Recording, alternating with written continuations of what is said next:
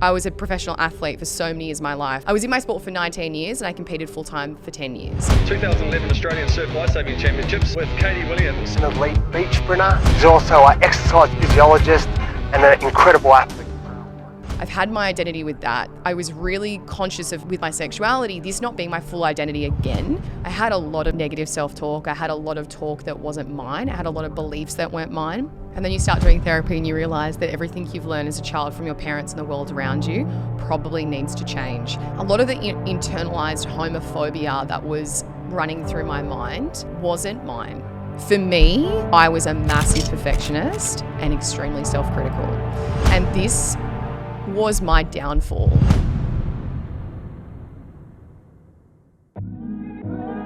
This is Elevate with Jack Delosa. Hey team, welcome to the Elevate podcast with Jack Delosa. Today I am joined by a very special friend of mine, Katie Williams.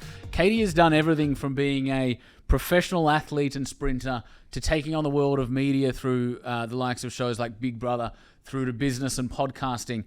Katie is a dear friend of mine, an incredibly conscious human being that's succeeded in so many realms of life. And in this particular conversation, we drop you right in the middle of a conversation Katie and I started before we started shooting around inner child work. This is one where we go deep and Katie shares a lot of wisdom about how you can overcome challenges in your own life to grow into the best version of yourself. This is one for you. This is profesh. This is profesh. Starts off Katie motherfucking Williams. Yeah. So professional. And as we discussed, I'm waiting for that term of respect and endearment to be reciprocated. For me to say it to you? Correct. Jack motherfucking Delosa. There we go. There it is. We're talking about inner child work and how it's the next frontier for a lot of work, for a lot of people that want to go deeper into their personal development work.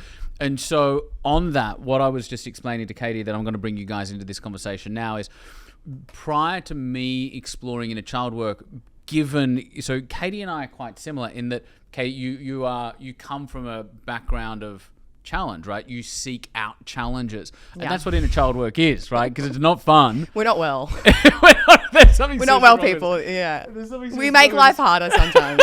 Yeah. But in doing so, we make life better. And so what I thought it was going to do was kind of almost like give me more accuracy in how to judge myself. But what it actually did is when you put the inner child work under the kind of microscope, is you start to realize where all of your patterns come from.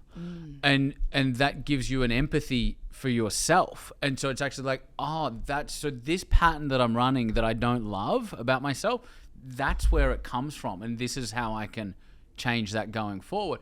And so whereas I thought it was going to help me be more self-critical, like accurately self-critical, it actually made me significantly more compassionate with myself and therefore compassionate with others. There's this thing on TikTok. So I actually haven't done any inner child work. Yeah. But you've just said to me off camera that you're going to give me a book to read. And I really want to do inner child work because I know that's like the next thing to do. I'm going to do Spiral, which will completely unravel my life. And then I want to do inner child work. There's this thing on TikTok where it's like a trend, which we can probably find for people listening or watching. We can probably find a video or leave a link.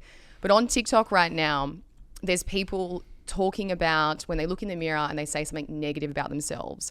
They pull up a photo of them as a kid and they say, you're actually speaking to her or him. Yes. So every time you say, you're shit, you're not enough, you should be working harder, or you've made a massive mistake, or there's probably a lot more critical words than that. Yes. You're actually speaking to that little person in yourself, and you would never speak to a 5-year-old like that. Yes. So that's like such a big lesson, even if you don't do inner child work. Every time you speak negatively about yourself, you actually are speaking to your inner child who probably needs a hug or some compassion. 1,000,000%. And inner child is really just a metaphor for your unconscious mind, right? And you're right, self-talk goes straight to the unconscious mind, and so we absorb it just like a child would. And so the reason why we all carry stuff from childhood is from 0 to 7 is the imprint period, right? Where everything that happens around you or that you see and that you model in the people around you goes straight into your unconscious because you haven't developed the filters yet. No. And so it's so formative in terms of the thought patterns, the behavioral patterns, the communication patterns that we're all playing out as adults. It's phenomenally eye-opening and amazing to see just how many of them come from that 0 to 7 and then 7 to 18. And then you start doing therapy and you realize that everything you've learned as a child from your parents and the world around you probably needs to change, because a lot of the time that like critical voice or your beliefs aren't yours. Like so much is conditioned in us, and so much of who we are right now, which is really confronting, is not actually who we are. It's the mask that we have on. It's how that we show up, and it's actually not our true selves. And I feel like that's the hard thing about therapy, because you think you know yourself and then you spend like 6 years doing it. And you're like, wow, all I've actually done is unlayer. Like I haven't actually learnt more. I've actually like de-layered who I think I am. And usually it comes back to like, for me, I feel like the last few years I've learnt who I am so much more because I've actually just stripped back the layers, and I'm actually more like what I was like when I was a kid. Like I was such a tomboy when I was a kid. I was like really unfiltered. I was really open-hearted before the world made me hard. And then like, so it's almost like the more work you do, the younger you kind of feel in a way, because you have curiosity again. You're more creative. Like you're willing to take risks. Like you don't care what people think about you. That is like your inner child at 5 years old or 8 years old. Like the world hasn't shut you down yet. Everyone's encouraging you. You're painting. You're being free. You wear whatever the fuck you want. And then as you get older, people go, show less skin. Don't get tattoos. Stop swearing. Like you start to become smaller and smaller to fit this stupid world, this stupid view that society thinks you should be. Yeah, it's a return to your authentic self. Yes. I love that. You said something really profound in amongst all of that, which is the last few years has been that kind of unraveling, and 6 years of therapy has brought you back to your true self. Who is Katie Williams at her true self? I actually had this conversation with Georgia, my partner, on the weekend, because we had an emotional weekend together, speaking about a relationship, like what's not working, what's working. And I can often revert to like when I'm triggered or threatened, is this like, I can go into like my ego self, which is like, people probably wouldn't notice that I go into that state, but like with G, she doesn't give a shit like what I do, what clothes I wear. Like she just wants me to be like happy and free and fun. But I guess like as soon as you're triggered, or for me when I'm triggered, it's really easy to not be like happy and free and fun. It's really easy to get like protective and tough, and then like shut people out.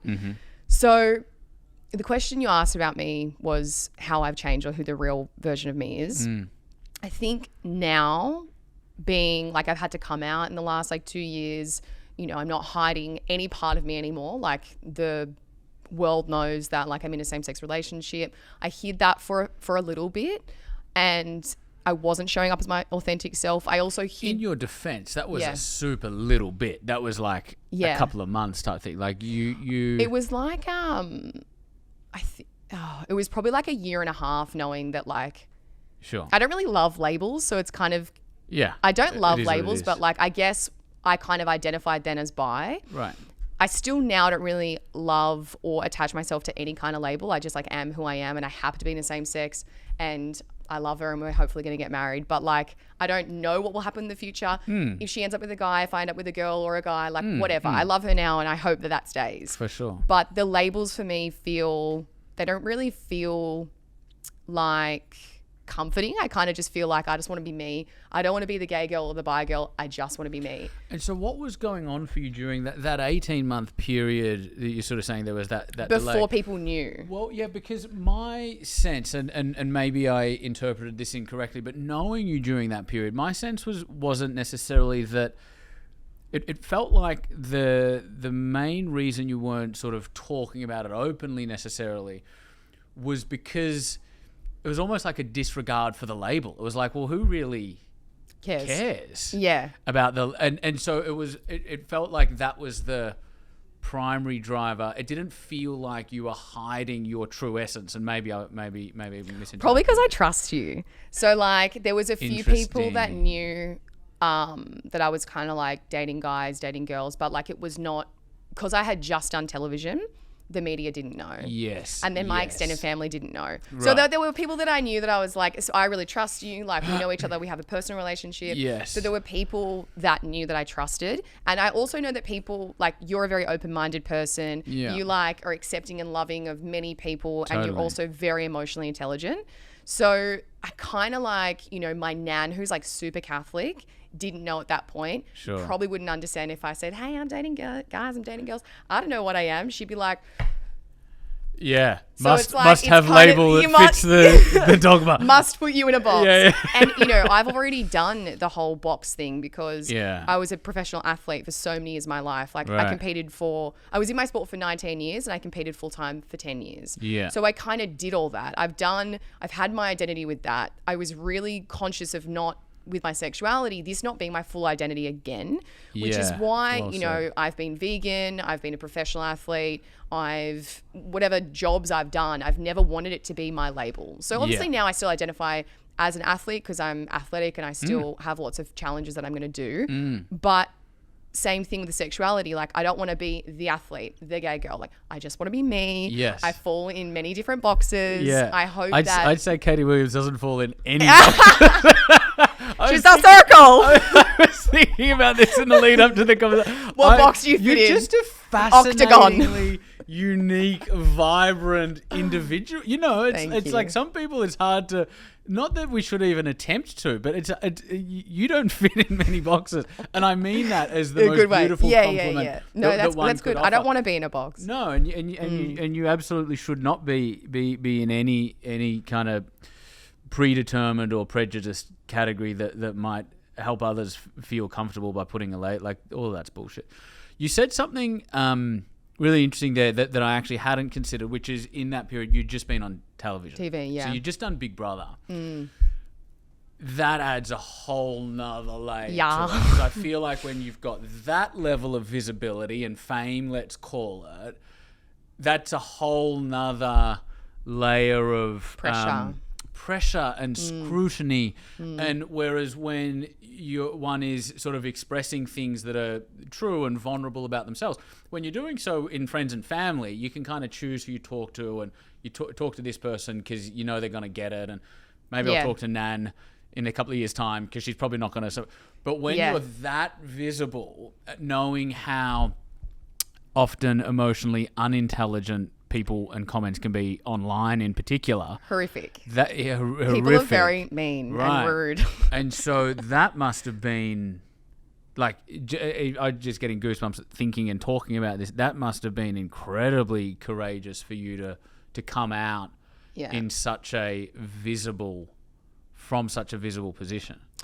The interesting thing about my, I guess, like, coming out was the reason why I bit my tongue for a while was because I got really badly trolled. So when I was on Big Brother, at that point I was struggling with my sexuality. I was like kissing a girl and like hanging out with a girl before the show.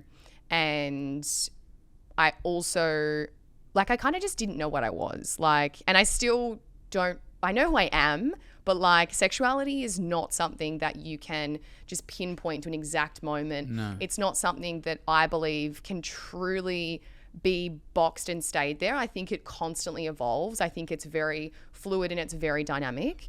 So during my time on reality TV, when I was like in Big Brother, I was really struggling with my sexuality, and I was like, I'm going to use this time as downtime because my life is chaos and busy.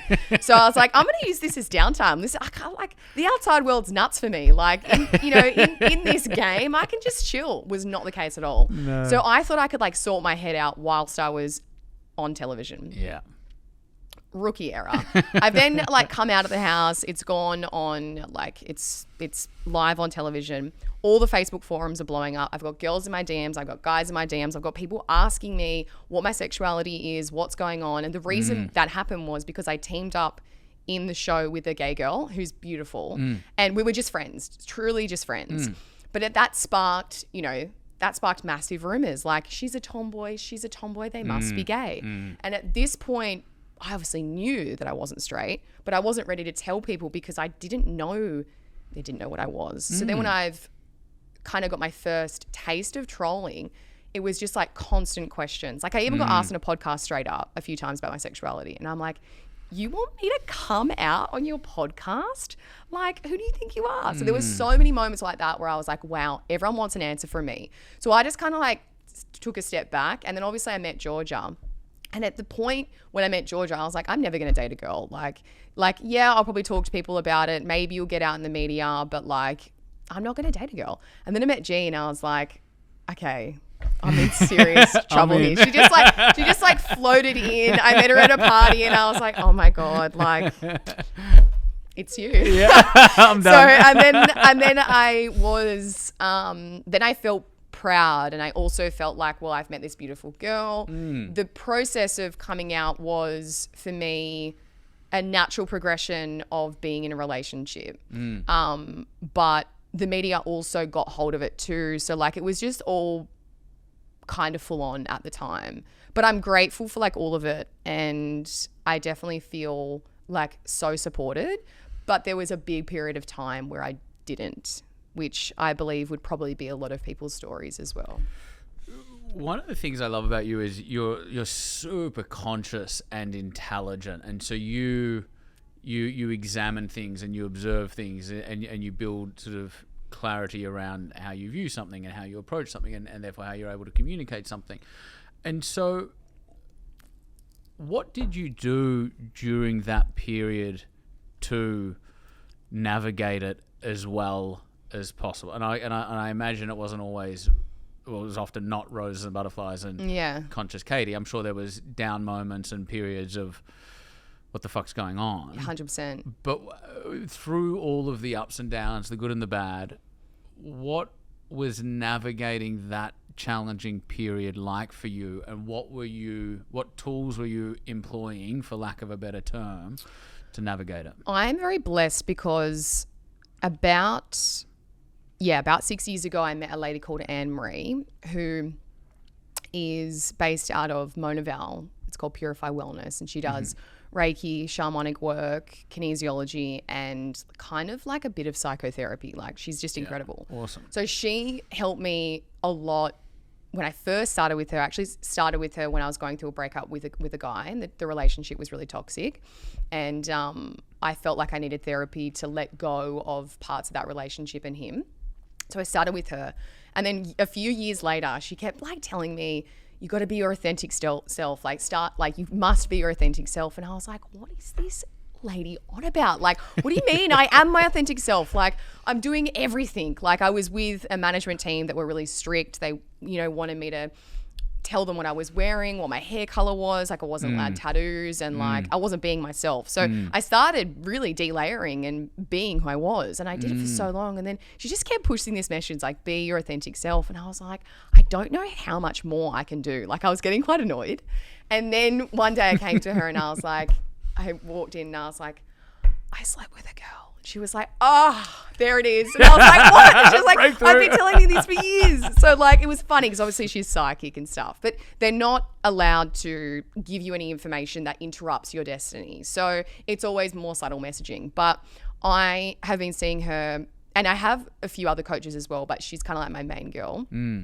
She helped me a lot. I would speak to her about like, how do I tell my mum, but like, what are the fears around me telling my mum? What are the fears around the media finding out? What does love mean to me? Love. And I then obviously did my own reflection on, love doesn't have a gender. Love for me is, a feeling of safety and connection and intimacy, which can come from, self-love. It can come from any person that you fall in love with, can be relationship, can be family member, can be your babies. So I really redefined what love meant to me.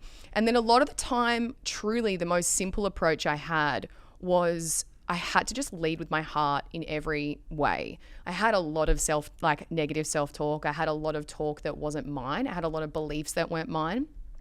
A lot of the internalized homophobia that was running through my mind wasn't mine.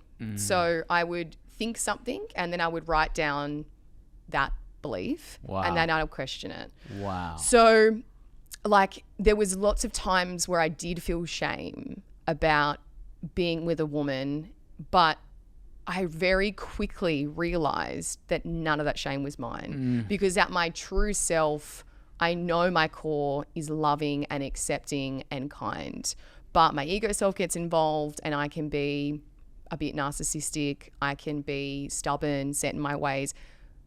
But if I kept coming back to like, who is my true self? What is my higher self trying to tell me? What is my heart trying to tell me?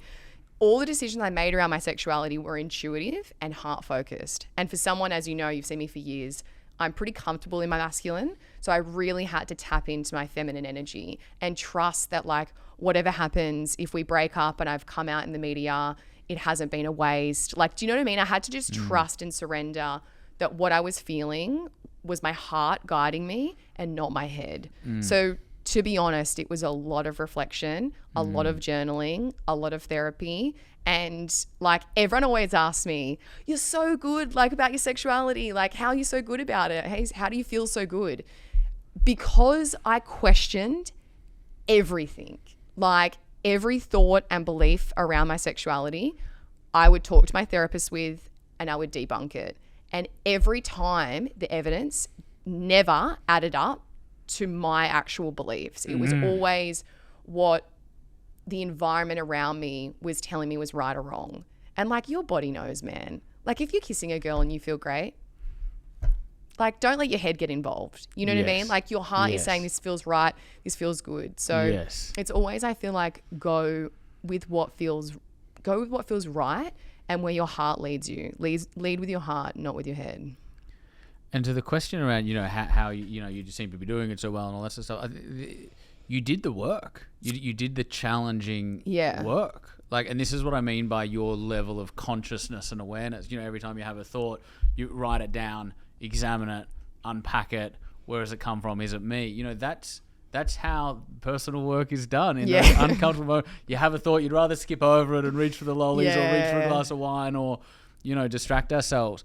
Whereas I, from my observation, you're somebody that leans into yourself and the work because you want to do that unlayering.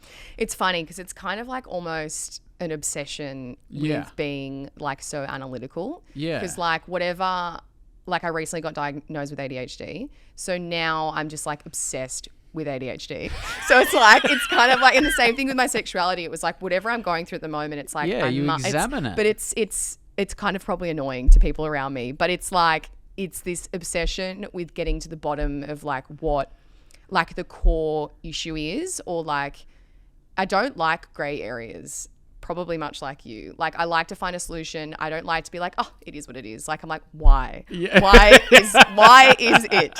So it's, I think with the sexuality stuff, there is a lot of surrender, but anytime I had any kind of like homophobia, which I didn't really have a lot, but if I had some in there, which a lot of people do, it's really under the surface. I would figure out where it's coming from. And, like I grew up Catholic and there was a lot of reasons why, but I think it's really important you can't have any level of homophobia within you if you're going to wholeheartedly step into a same-sex relationship, because it's not fair on the other person. Or yourself. Yes, true. Another thing that's fascinating about you is you were a professional sprinter athlete, both nationally and internationally. And what I've observed from, 20 years in business is often people that come from sport, particularly the higher the level they've operated, the more this is true, is that there's a discipline and there's a pursuit and there's a commitment to excellence that translates so incredibly. You've been super successful in business, with podcast, with your personal brand. How much of what do you think were the strengths and the capabilities you developed through being a professional athlete, and how have they translated to the other fields that you've subsequently gone into and been successful in? I think one of the best attributes to an athlete is the ability, or a great athlete, is the ability to be coached and mentored. So like I had amazing coaches when I was training full time, and I still like my first coach, I had a quote that he told me tattooed on me and I got it when I was young. Like, that's how much he meant to me. What's the quote? You knew it was coming. It's like the worst thing ever, but it's not. At the time it was cool, but now every single person in Australia has it. It's carpe diem, lol. Oh, beautiful. Seize the day. Great. So funny. I think I was like 16 when I got it, but my coach would tell me these quotes, and he was very philosophical. And for me, like now, since I retired, I've never not had a coach. I've never not had mentors and people to like guide me and to help me along the way in all different aspects. So for me, I think like with every part of my life, I will try and find a coach or an expert that I can learn off and that can guide me. The other thing about training full time is like my time management is not good. It's the ADHD, but I am pretty productive because I've had to learn how to structure out my days and my time. So one thing that I do now is color coding, which I was kind of doing it when I was training full time. I just wasn't doing it with colors. I was structuring my day. So when I was training full time, I was at TAFE, I was at uni, I was working, doing photo shoots, and I was training full time. Like it was a mess, but I did it and I was still able to do it. So now I have a lot more free time, which is great, but I have learned to structure my time in a pretty great way to be able to fit in my training. And I think for me, like in my business and what I do, if I don't exercise, I'm not myself. Like when I'm training, cognitively, I'm fast, I'm strong, I feel more confident. So having that level of discipline to keep my training up consistently is why I'm able to perform at work as well. But going back to like structuring my day, which is what I did when I was training, I break my day up and then I time block. So I'll do like, in the morning I wake up, I'll meditate, I'll journal, make my bed, declutter. And then I will write out like important tasks, like what's due. I have a few different lines of work, I guess. So sometimes the day can be like, look really hectic until I color code it and chunk it up. So I'll look at like my priorities, what's important, what are the deadlines. And then I will grab like 5 different highlighters. So when I look at the end of the week or I look at the end of the day, I'm looking for the colors of the rainbow. And for me, that means I'm balanced. So to give you an example, yellow highlighter is work. Purple is podcasts. Green is like side hobbies / other work that's not bringing me in cash yet, but like side things. Blue is training. And then I've got pink for socializing. And then orange is like self-care, life admin. So obviously there's a few things that I'm balancing there, but if I'm like struggling financially, I need to look at like what's going on here. Am I not focusing on the money makers? If I'm struggling like because I'm feeling disconnected or feeling like I need more family or friends time, I might not see any pink in my journal. So I love that, you know, being an athlete, I learned how to like fit a lot in my day and structure a lot, and that has come through in my work. And also the discipline to keep training or to keep like moving forward, like keep progressing. Yeah. And also to chunk. So like set like a goal that seems kind of hectic, but then know like history has shown that I can do it because I have worked with coaches, I've had support, I've had a good like structure in my day that I've been able to do like these kind of like really ambiguous goals, but I've been able to like break it down and structure it into like daily habits, weekly goals, monthly milestones, and then boom, you've made it. So I think like having that level of like structure and discipline definitely follows through, but there is a negative. The negative of being an athlete, or I guess like a high performer, is for me, I was a massive perfectionist and extremely self-critical. And this was my downfall in my relationship to self. So like being a perfectionist or like looking at all the 1%ers all the time, which is what you have to do as an athlete. You analyze how much water you drink, you analyze your sleep, you analyze like every race, every time, everything is data. It disconnects you from feeling like you're good enough because you're always focusing on what needs improving. So this might be relevant to people listening at home who have a high-performing job or they have like crazy KPIs. It's important to appreciate the small things that you're doing, the person that you're becoming, and celebrate the little wins, because if you're only looking at data and goals and how you're like winning, you're actually not winning because you're fully not enjoying it and you're fully stuck in the rat race. So it's a balance of having self-compassion, feeling like your confidence isn't being slayed because of these unrealistic expectations that you set for yourself. So it's a really fine line of balancing those two. That was a long answer. I love it. That was a perfect answer. Jung spoke about this. He spoke about how many people, we develop a persona. And you go through a life of developing a persona, building a persona, and then often you get to a point where the next chapter is unraveling and kind of taking off that persona and coming back to authentic self. And at that point, we tend to demonize the persona, which you're not doing right now. It's more just of a sort of anthropological pattern that occurs. Is you come out of the persona, you demonize the persona.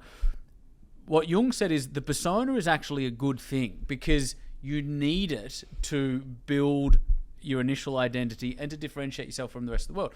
So, you know, the guy in his basement playing video games 12 hours a day and doing nothing with his life is there because he doesn't have a persona. He doesn't have an identity with which to interact and interface with the world. And so your persona was, I'm a successful athlete, I'm data-driven, I will measure what matters in order to get my outcomes. And then in the recent years, it sounds like there's been a softening back to your authentic self and away from that initial persona. I think like who I thought I was, because everyone was like validating me and celebrating me, and like the world loves the persona. Yeah, but guess who hates it? Your partners. So like Jean will like see me like getting back into like ego, and she's like, who's that? I don't care. Like, don't care. Like, she's like, clean the fucking dishes. Like, do you know what I mean? She's like, I don't care how you, like, no, you don't care. But I'm like, look, babe, this video's gone viral. She's like, people on the internet care about you. I'm like, oh shit. Like, do you know what I mean? So it's so easy to revert back to this, like, and it's hard because you do have to step into, like I'm a podcast host as well, and you have to step into this persona because, like, fuck, I've had the most emotional few days. I felt so crap. But like, I can't just get on here and like really like let it all out. Like, you've got to work. You've got to be able to like mask. You've got to be able to put your feelings aside sometimes. So I guess that's kind of what's hard is like when you are the face of your brand, there isn't really a lot of time for you to have a day off. Yeah. And I've become really good at that. Yeah. And I became very good at that. Yes. Yeah, switching, you know, you do tend to like put that hat on. And now I'm trying so hard to just not mask anything and to really try and like if I'm having a shit day, just like own it. Don't try and pretend you're fine because you're not and it's okay. And to actually, for me, it's been an interesting shift of just like masculine and femme energy, like because for so long I really neglected the feminine energy. Being like an athlete, your whole like you've got to be tough and strong and whatever, but really you're not. You're, you know, every human feels, and I'm a big feeler, so it's just been a real like softening and accepting that I'm just not tough, actually. Like, I'm really emotional. Like, but I had this real tough girl image for a really long time. And that was just a big mask for a lot of my insecurities. One of the things that's really evident, sort of having known you and watched your journey, is you do have an ability to keep showing up, which is kind of what you were just saying. And I don't necessarily mean showing up for a podcast. I mean continually pursuing your own challenges and engaging in life fully, regardless of how hard it might get. Where do you think that grit and resilience comes from for you? My mum. Nice. Yeah. My mum is like the most incredible woman in so many ways. She is so tough that like if she's in a crisis, you throw a brick at her, she'll catch it and she'll throw it back at you and she'll go hit me again. Like my mum is so resilient.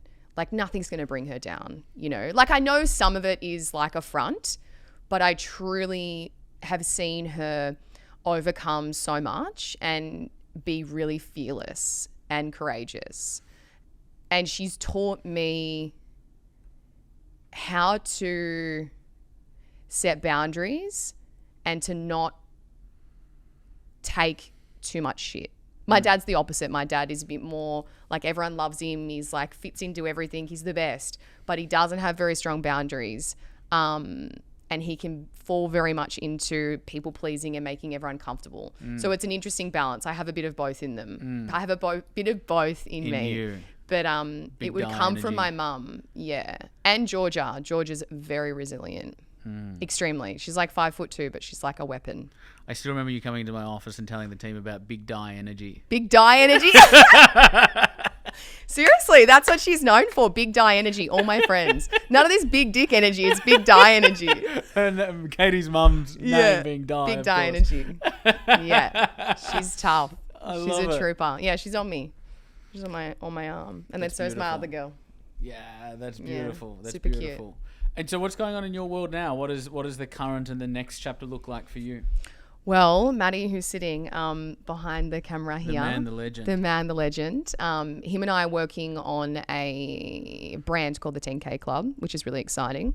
Hopefully, the long-term plan is to turn it into an app. But at the moment, it is a 10K running program, getting a community together. It's definitely for busy people who want to start living with some vitality and start to learn the basics of running. The goal of the first program is to get people to run 10K in 10 weeks for $10 a week.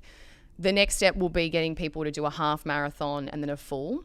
And then we can also digress into a 5K, which could be suitable for kids. And then I want to do a disability run program. So that's like where I want to see, like obviously I've got an audience from the podcast, my Instagram, my TikTok. I'm doing a different show as well.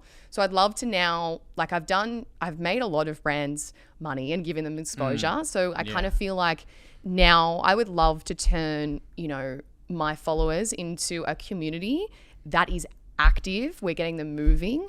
And I kind of just want to like keep creating health programs, lifestyle programs, self-development programs to feed that audience.